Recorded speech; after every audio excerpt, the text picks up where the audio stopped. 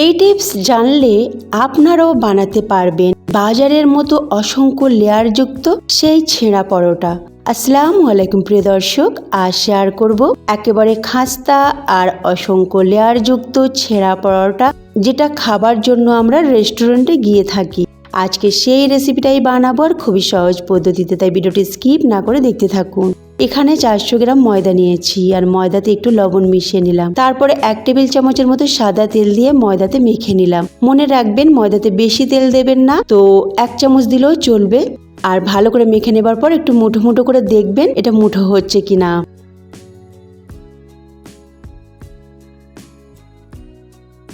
তারপরে একটু একটু করে পানি দিয়ে একটা নরম ডো বানিয়ে নেব। পানিটা একসঙ্গে বেশি দেবেন না, একটু একটু করে দেবেন, আর অবশ্যই ডোটা একটু নরম বানাবেন। তারপরে ডোটাকে ভালো করে মথে নেবেন আর একটু তেল দিয়ে আরও ভালো করে এটাকে মথে নিতে হবে।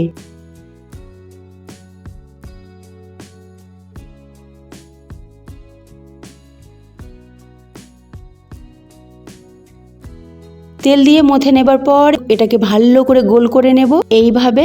তারপরে এটাকে রেস্টে রাখবো প্রায় 30 মিনিট। মনে রাখবেন এই ডোটাকে 30 মিনিট রেস্টে রাখতেই হবে। যত রেস্টে রাখবেন ততই কিন্তু এটা নরম হবে আর এটা বাড়ানো যাবে।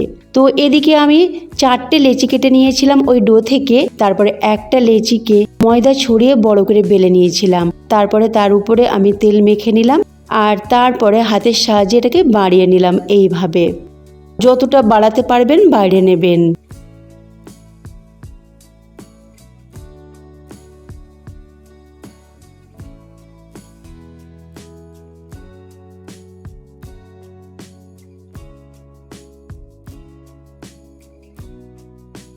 আর তারপরে এইভাবে ফোল্ড করবেন আর তেল মেখে নেবেন।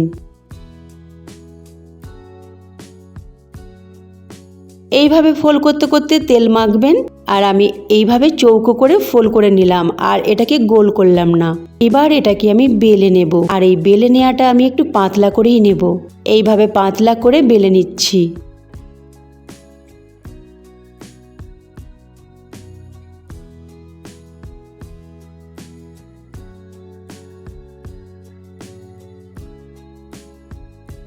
তো এবার আমি একটা ফ্রাই প্যানে দিয়ে দিলাম। ফ্রাই প্যানটা গরম করা ছিল, আর দিয়ে এইভাবে আঙুলের সাহায্যে যে দিকটা মোটা আছে সেদিকটা একটু পাতলা করে দিলাম, আর সব দিকটাই সমান করে পাতলা করে দিলাম যাতে কোনো দিকটা মোটা না থাকে। আর 1 পিঠ সেঁকে নেবার পর এবার আমি তেল দিয়ে দিলাম আর সামান্য পরিমাণে তেল দিয়ে এটাকে ভেজে নেব।